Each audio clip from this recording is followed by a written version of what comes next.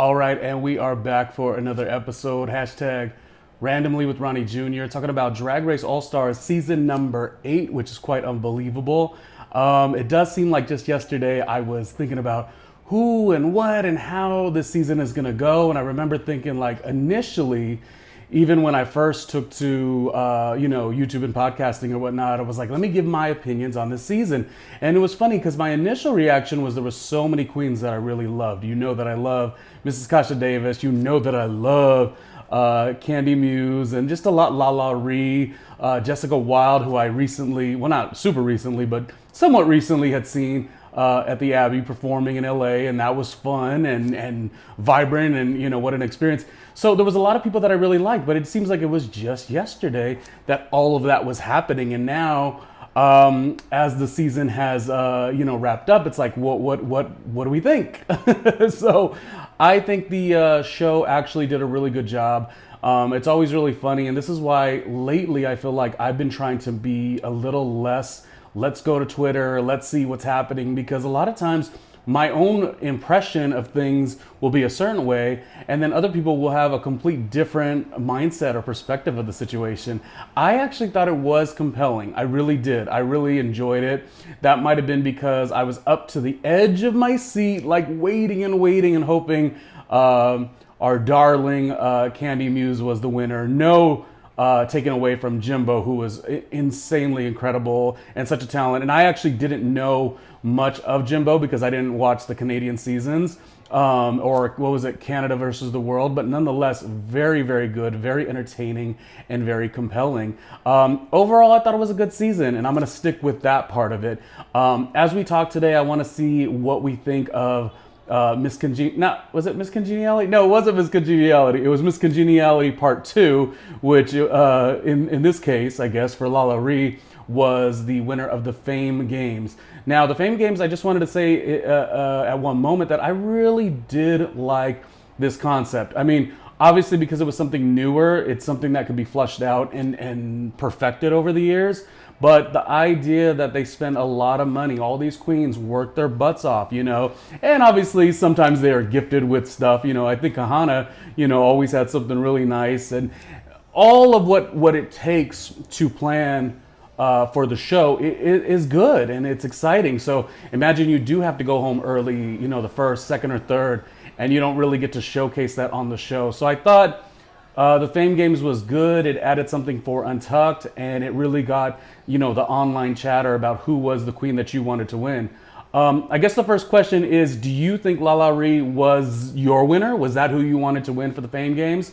And another thing, LaLaRi, I want to say that I'm a huge LaLaRi fan, but I feel like I almost enjoyed her on her original season just a smidge. This is like super, like very not that critical at all, but just I kind of feel like I liked her in her Miss Congeniality role, just a hair more than her in All-Stars. It wasn't that she was bad in All-Stars by any means, but I remember watching her in Untucked when she got eliminated. And yes, the Untucked elimination for her was quite a bit, quite emotional. I definitely could see that. However, I think that when she, I'm trying to think back now, when she did her Untucked, to me, now the Untucked was very interesting because this was kind of like, it was a little bit like, I'm going to save you, Alexis, and then Alexis turned around and didn't actually save her, which maybe wasn't the case, because there is a thought process like, was LaLaRi like, yeah, off the strength of like having that impact and that alliance maybe, but like, was LaLaRi really performing? Which goes back to what I was saying initially, like, did LaLaRi show up the way she initially showed up in her season? But anyways, getting back to what I was saying, I'm getting back to the concept of her in general. I just think that when LaLaRi did her Untucked, I felt like that was the most that we got connected to her, in some time throughout the season. It almost felt like there was too much LaLaRi experience. Now that could be attributed to, they film hours and hours and hours of the show, and then like do the editors, like, what do they choose to use? But she still probably gave the LaLa experience, the LaLaRi experience, the LaLaRi experience, the LaLaRi experience so much that, I just remember being more connected to her on the Untucked, which is going to be a thing you're going to do regardless. So it's really nothing to nitpick because you're going to be more emotional and your personality and your commentary is going to be a little bit more varied, you know what I mean? But I remember being like, oh, it's I dare I say it was like more one note. But anyways, I love LaLaRi. I'm glad she won the Fame Games. I just think she's such a fun queen. She definitely worked it out. Her performance was so good, and you just know that you want to see her performing. And me giving a little bit of critique, it's like, who am I? It's just an opinion. It's just more like when you see somebody you like, a queen that you really like, you're like, how can they take it to the next level? How can they be even better and perform even stronger? Or what did you see that was sort of a miss that can be a win in the future? Okay, so I want to get to a couple other things. I want to talk about the winner. Jimbo, again, credit to Jimbo. Congratulations to Jimbo. And my darling, in my mind, my darling Kandy Muse. What is it going to take for the world? Well, the world already does know. For the world to know that Kandy Muse, she is that girl. I was talking to somebody recently who watches Drag Race a lot. And I was like, oh my God, I love Kandy Muse. I'm hoping she wins. This is prior to the end of the show.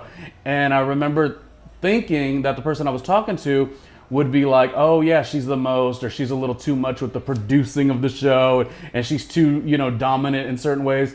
But the person I was talking to was like, I don't know, like I'm a New Yorker, like I just vibe with her. And I'm like, that's what I'm saying. Like, as somebody who is in New York City, it's like, we see so much in Kandy Muse that just feels natural to us, you know what I mean? Obviously, I spent a lot of time in LA and New York, but Kandy Muse, I really wanted to be the All-Stars 8 winner. I just was hoping for it. I even took like a deep breath right before. And to come in second place, the runner-up, there's no shame in that. You're going to be a success on this show regardless. It's funny, on youtube.com/RandomlyRJ Jr., I was chatting with Peppermint. Was one of my first interviews. Peppermint was somebody who I met years ago when I first moved to New York. And I was just chatting about being so close and not getting that big win. Now, you win in this day and age, or any day and age, getting second place is still fantastic. If you take it back, remembering Dave Holmes of MTV years ago was a show called I Want to Be a VJ, the VJ Search, or something of that nature. And he was the second place runner up, but he's had a 20 plus career. When I was second place on Fuse TV's, it was a hosting competition also on Daily Download, and the what do you call it? The balloons come down, and I'm the runner up. Like, you just feel I wanted the win, but that doesn't mean you're going to stop anything. Especially with Drag Race, to feel close and to know that you wanted and earned it and deserved it just as much as the next person, it just definitely does it does take a lot out of you, because you just want that, not to prove or validate, but you do want that title. So the good thing with Drag Race is because this is an Emmy award winning show, and I think it's great that Kandy will utilize all this and still be such a success. The thing about Kandy is she is adored and she is compelling, and I do hope and wish that there are moments and times where people start to see her. I mean, I don't mean the people who already get it and already like her, but the people who try to write her off as like, oh, she's just, good for TV and messy and all those things. And while she may be all those things, I think she really is, she puts her foot in it. You know what I mean? And it's like, I really feel like she has a level of connection within her fashion. I love the way she plays in the basis of her confidence with her body, and she's daring in that way. On one hand, out of drag, she's, husky with this voice. And then in drag, she's so soft, and she will look right through the camera, all the elegance, and I just really think Kandy Muse is different. And or maybe she's not even that different. Maybe all the years going to go see a lot of drag shows in New York City, maybe she just, I feel it in that way. But that will also be the way I felt with other queens, you know what I mean? Obviously, Monet and Bob don't necessarily live in New York anymore. But, watching Bob and Monet on their respective seasons, it also was a moment where as soon as they graced the television screen, you knew and enjoyed what they were going to give, and even Britta, Britta is somebody who I would see at Pieces performing on Friday nights. And Britta, actually, I've seen Britta many times prior to the show. Britta's experience on the show was a little bit different, but Britta still was somebody that you would enjoy going to go, West Village or Hell's Kitchen and see her perform. There's just something to me. I know, when people watch Drag Race, it's not necessarily favoring one coast or Midwest or a Southern. I loved who did I love? Who was our Southern girl that I loved? Brooks. Isabel, was it Isabel? No. You know who I'm talking about. She was voluptuous. She had a ton of confidence. She actually, in my opinion, it seemed like she was so connected to her drag. I actually thought she was like a little older, but I guess she just started a lot younger. Anyway, it doesn't matter where. It's just I'm always going to connect to a New York City queen just a little bit more. I just wanted to do a quick episode just to see what everyone thought. What do you think of Kandy Muse? Do you think this is like, the beginning of like a huge career? Are you bummed also that she didn't win? I wanted to get a couple other opinions though. And so every once in a while, a couple friends of mine, we will go see a couple drag shows back in LA. This is actually where I saw Jessica Wilde, somewhat recently. And I wanted to kind of throw a quick clip here of Gabby, who would go with us, and get her opinions on this season of Drag Race All-Stars.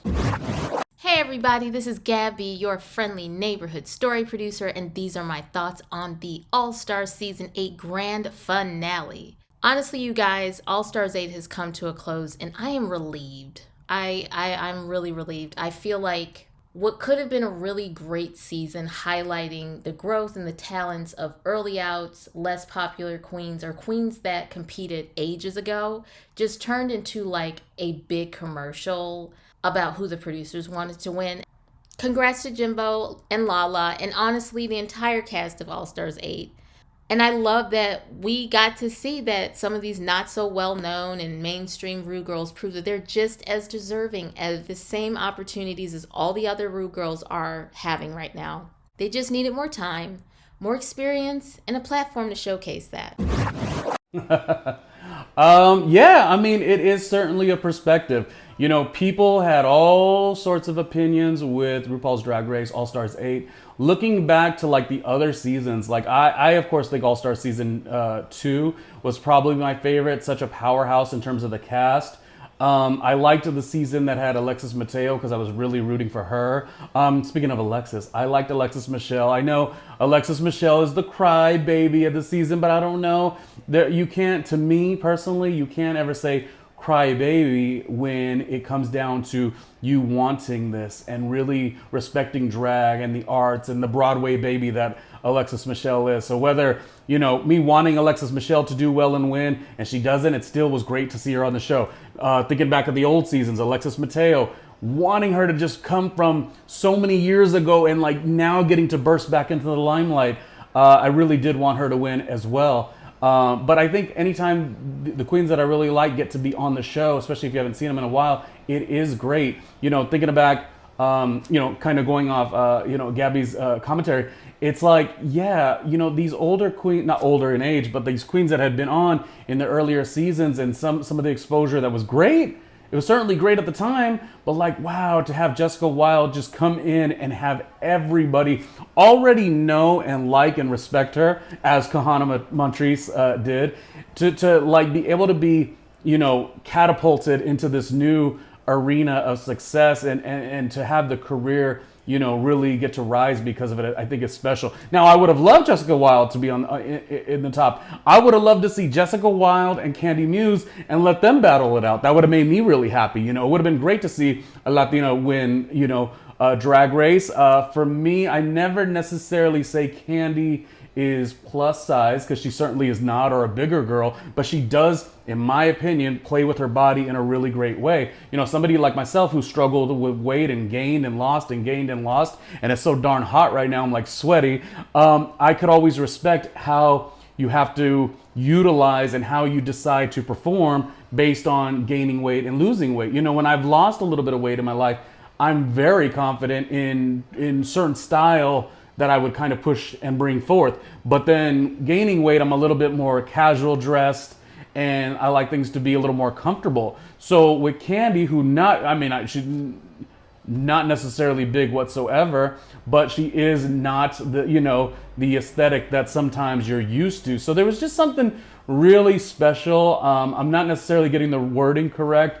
I guess it's because I know that Kandy Muse isn't for everybody, but I know that walking in these New York City streets, Kandy Muse really does push the needle. Like, she really is something that people really get down with and get busy with, and we all kind of see a sort of reflection of aspects of New York City that makes sense. She's husky, she comes with that voice, and it's just so refreshing to see somebody go after it. I don't want to say she'll do anything to win, but she definitely wanted to win, which was great.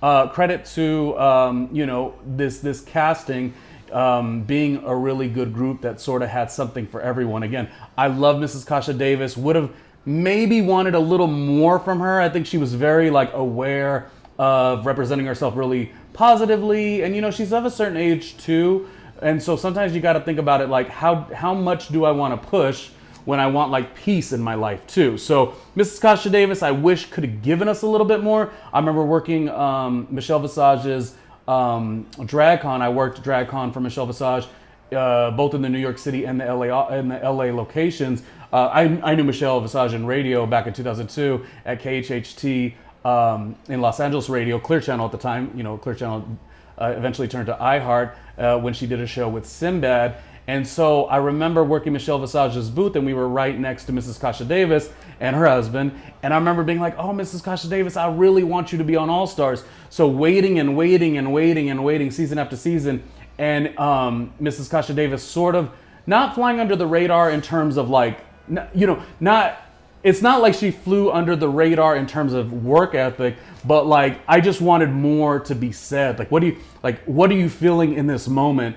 And I felt like it could all be editing. We know it could be editing, but I feel like I wanted more. I wanted more connection, even if it was a couple words of what it's like to be back competing with younger queens, her age group, the stick with itness, to stick with it all these years.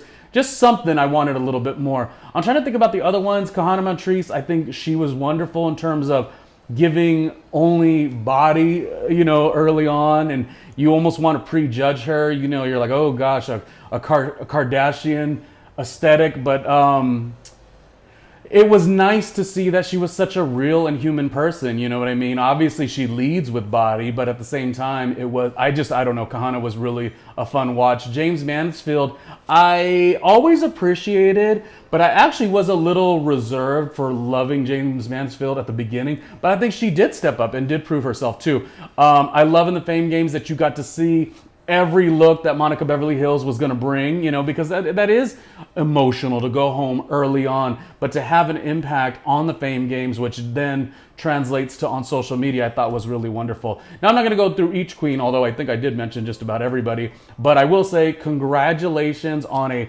well-casted group. I really thought this All-Stars group made sense. Too many times the All-Stars are just people who went viral, social media, and they not necessarily know how to bring it on the show, but I thought everyone was pretty darn good.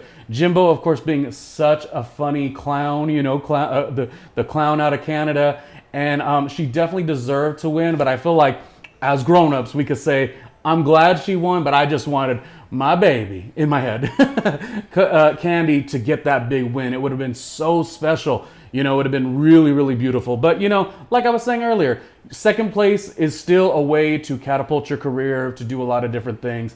And I just thought it was a really great season. So kudos to some of the challenges they had this season. I love to see, I think we had a roast of Carson Kressley. To me, he's one of the best in terms of television personalities. I know a lot of people like Ross Matthews, but I'm a little bit more connected to Carson.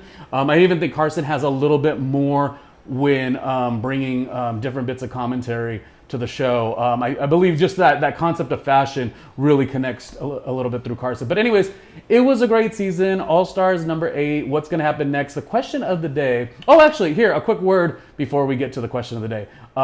We have Mark, a good colleague, a friend of mine, Mark, with a word on how you could support this channel.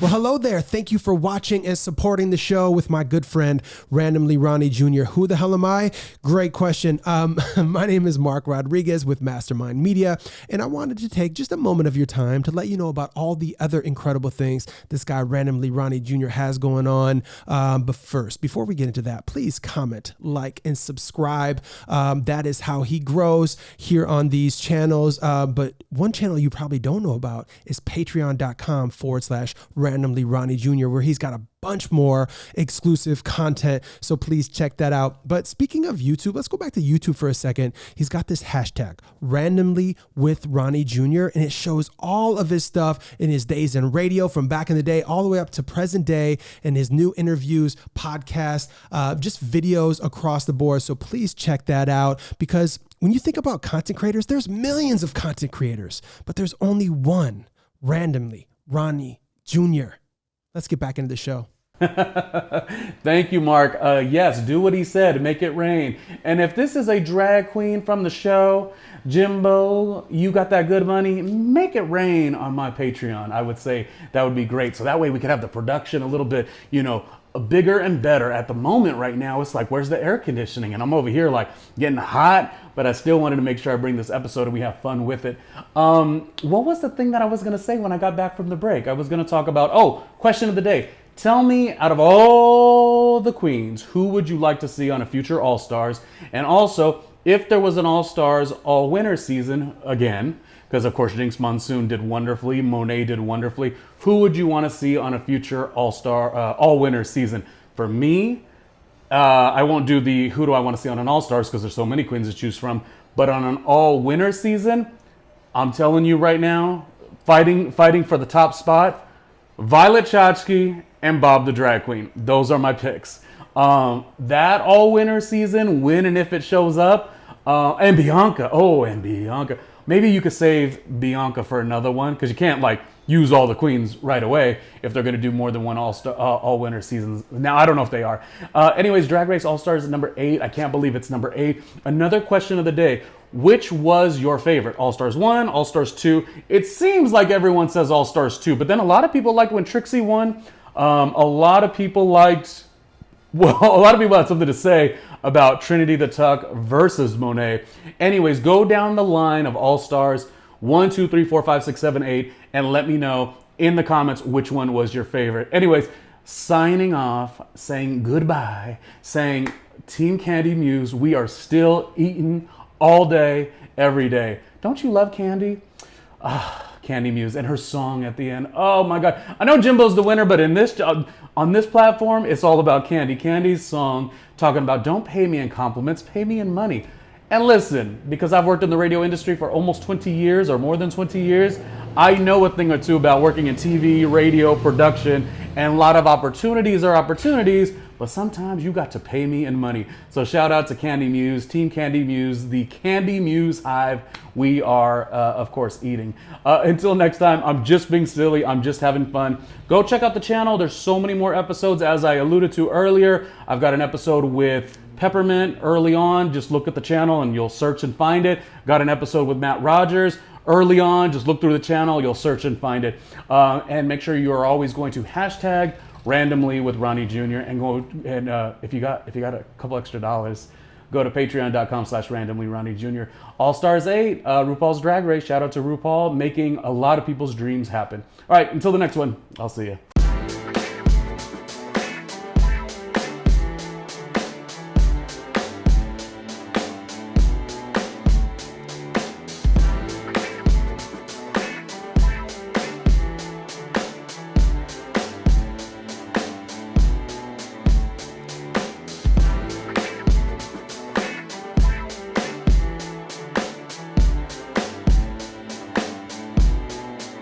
Hey, Ronnie Jr.